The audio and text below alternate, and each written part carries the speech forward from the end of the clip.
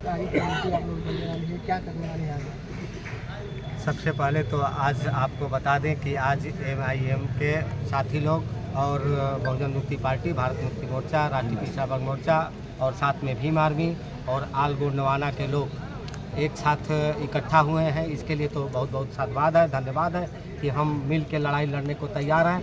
साथियों, जो आज का जो राष्ट्रीय मुद्दा है, राष्ट्रीय मुद्दे में जो EVM है, EVM में 8 अक्टूबर 2013 को सुप्रीम कोर्ट का आदेश आया कि EVM से निष्पक्ष और पारदर्शी चुनाव नहीं कराया जा सकता। इस पे वामसेफ ने मुकदमा किया और वामसेफ ने 24 अप्रैल 2017 को इस मुकदमे को जीतने का काम किया और 2019 के लोकसभा चुनाव में VVPAT मशीन लगी। फिर वामसेफ के साथियों ने कहा कि इसमें VVPAT मशीन की पर्ची और मशीन का दोनों का मिलान कराया जाए 100% और पर्ची अलग रिजल्ट आए और मशीन का अलग रिजल्ट आए तो पर्ची को सही माना जाए, मशीन को गलत माना जाए। तो इसमें फिर भी सरकारें नहीं मानी, क्योंकि हमारे लोग भी इसमें थर्ड पार्टी बन करके सुप्रीम कोर्ट में जाके अपील किए। तो सुप्रीम कोर्ट ने एक आदेश दिया कि हर विधानसभा में 5 बूथों पे मिलान कराया जाएगा। तो मैं इस मीडिया के माध्यम से ये बताना चाहता हूँ कि जो 3,568 करोड़ रुपए जो VVPAT मशीन के लिए लगे,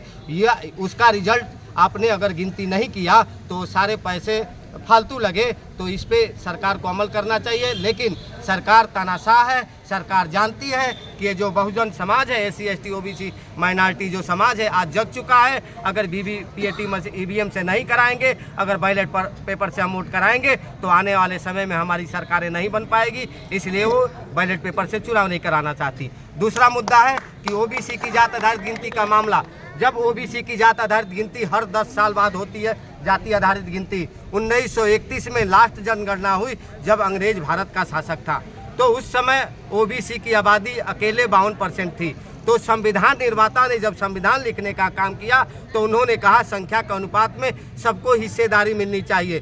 तो हम कह रहे हैं कि जो हमको OBC की आबादी जब 31 में 52% थी तो हमको 27% नहीं 52% मिलना चाहिए। लेकिन मंडल कमीशन आयोग, उसके पहले जवाहरलाल नेहरू ने काका कालेलकर आयोग बनाया और काका कालेलकर आयोग के रिपोर्ट को रद्दी बस्ती में डाला गया। और फिर जब देवीलाल जी ने और तमाम लोगों ने, कांशीराम साहब ने जब आंदोलन किया तो BP मंडल के नाम पे, बिंदेश्वर प्रसाद मंडल के नाम पे फिर आयोग बना, जिसकी रिपोर्ट आई। फिर BP सिंह ने आधा अधूरा 27% देने का काम किया।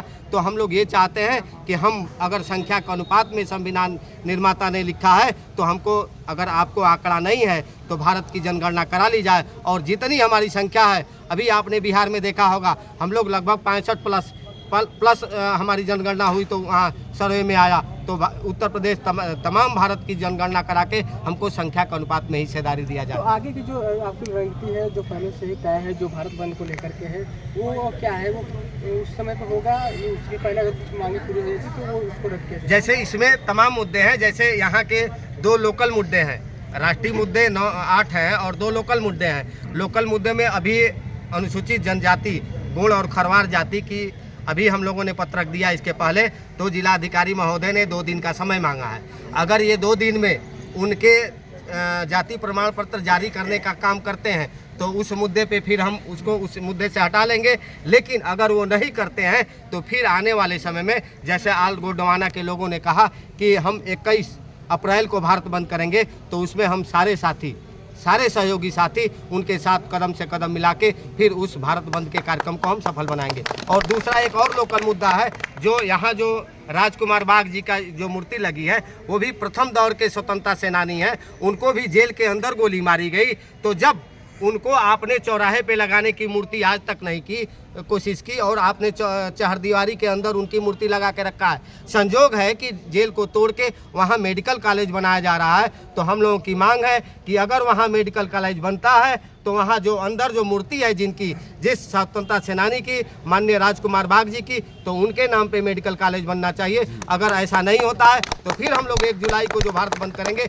उसमें हम लोग इसमें उस मुद्दे को शामिल करके रखेंगे। और आने वाले समय में हम सरकार को झुकाने के लिए पूरी SC ST OBC और माइनॉरिटी के साथियों से अपील करेंगे कि आने वाले समय में इस आंदोलन को हम लोगों को धार देना होगा, ताकि हमको सरकार को झुकाने में हम लोग कामयाब हो सकें।